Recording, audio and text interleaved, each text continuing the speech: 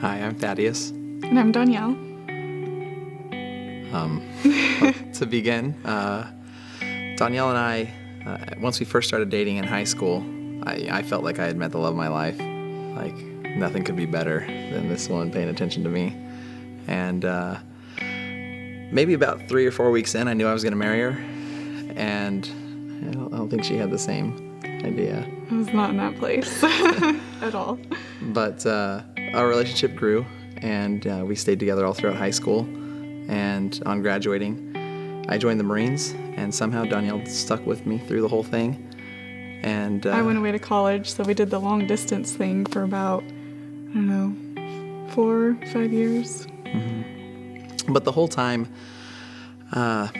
with just the way our relationship worked out, financially and emotionally, we thought where we had brought ourselves from our old household to the household we were creating together, we thought, man, look what I've achieved. Look what I did by myself. I lifted myself up by the bootstraps and brought myself through life by carrying the load, wearing the pack of a Marine and creating my household completely separate from family and support from them. And we kind of fell into that idea that we were the masters of our universe. And that was our focus. Our entire focus was, how do we get even better to the next step? What are we going to do? Yeah. What car are we going to have in 2012? What car are we going to have in 2013? What's our next house? Yeah, we fell into that pattern that the world kind of sets out for you. And God was absolutely not in the center of our lives or in the center of our marriage whatsoever. And we completely fell away. Where, we looked like the perfect couple. Like, we had it all. We were so in love, so high school sweethearts. Yeah. But I thought it was perfect. And there was a lot of unspoken trouble underneath. We didn't have a church. We didn't pray together. We didn't have God. It was really just us two. And even then, with how busy life gets, with how many things we focused on, we started to slip away from each other, it felt like, for me. And so then it became just me against the world. And just, I felt so alone. I felt so lost. And through that, I'm not a very good communicator, so I didn't communicate this to Thaddeus, didn't communicate this to anybody. I just kept everything to myself. And slowly, over time, it just built into this hard, cold heart that was just angry and sad, and it built up to the point that I just basically threw everything away and was just done. I was just done.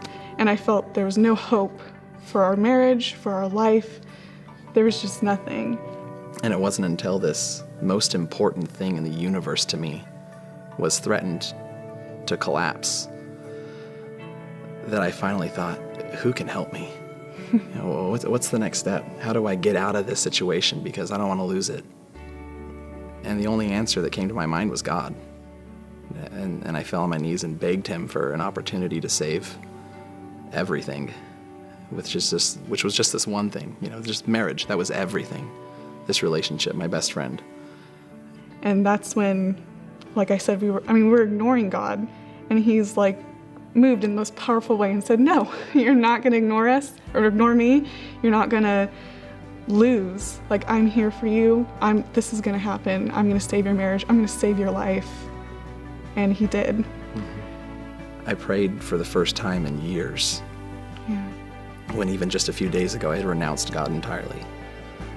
And the next day, I met Pat Aquilone. This guy next to me is way too intrusive into my life. He said, what's your family situation? You have kids? Are you married? I'm married. He says, oh, well, I've been married for X number of years, and things were going great until we hit this really rough patch. But then it's just been amazing, and God's poured out so many blessings. And I thought, man, I think the rest of my life is that rough patch. I just looked down and I said, I think I'm hitting it right now. And immediately Pat swooped in and said, there's hope. and took me to a conference room and poured out the blessings of what God did for him in a similar situation.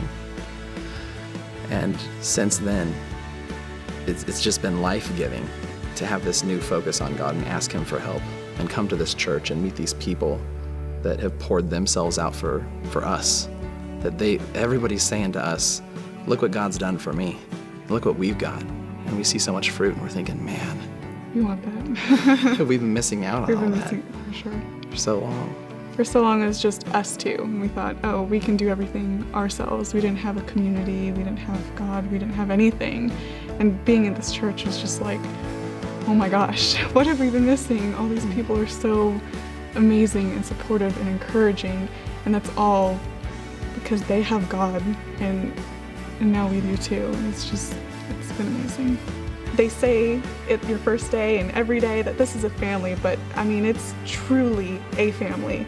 Not a single person in here doesn't care about you and doesn't want the very best for you. And we've felt that since day one and still today.